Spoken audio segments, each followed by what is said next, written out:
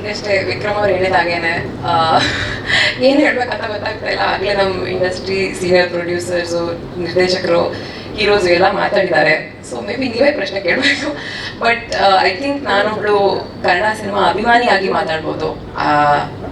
ಈ ಸಿನಿಮಾ ಈ ಸಾಂಗ್ ನೋಡಾದ್ಮೇಲೆ ನನಗೆ ಸಿನಿಮಾ ನೋಡೋಕೆ ತುಂಬ ಕುತೂಹಲ ಆಗ್ತಿದೆ.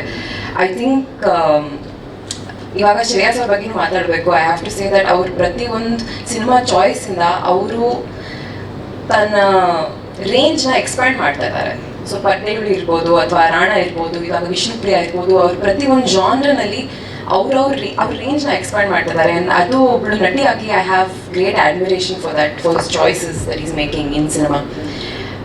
So all the best Shreyas, ತುಂಬ ಒಳ್ಳೆಯದಾಗಲಿ. I am waiting to watch the film. Prakash sir, the beauty of this film is outstanding. ತುಂಬ ಸುಂದರವಾಗಿದೆ. And all the best to the entire team. ನಿಮ್ಮ ಮತ್ತು ಪ್ರಿಯಾ ಅವರ ಕೆಮಿಸ್ಟ್ರಿ ತುಂಬ ಚೆನ್ನಾಗಿದೆ. Waiting to see that in the cinema. All the best. ಅಲ್ಲ, ಅಷ್ಟು short and sweet ಆಗಿ ಹೇಳಿದ್ರೆ ನಾವು ಕಳ್ಸಕ್ಕಾಗಲ್ಲ. ಸೇಮ್ ವಿಕ್ರಮಿಗೆ ಕೇಳಿ ಕ್ವಶನ್ ನಾನು ಇಲ್ಲೂ ಕೇಳುವ, ಇಲ್ಲೂ ಸ್ಪೇಸ್ ಇದೆ. ಹಾಡ್ ನೋಡಿ ಪ್ರೀತಿ ವಿಚಾರದಲ್ಲಿ ಏನ್ ನೆನಪಾಯ್ತು ರುಕ್ಕುಗೆ ಅಂತ?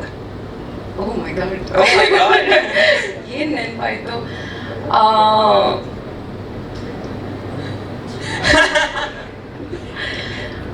ಇಲ್ಲ, ಎಕ್ಸ್ಪ್ರೆಷನ್ ಅಲ್ಲಿ ಆನ್ಸರ್ ಮಾಡುವ ಅಂತ ಹೇಳಿಲ್ಲ, ವರ್ಡ್ಸ್ ಅಲ್ಲಿ ಆನ್ಸರ್ ಮಾಡಿ. ವರ್ಡ್ಸ್ ಅಲ್ಲಿ ಮಾಡ್ಬೇಕಾ?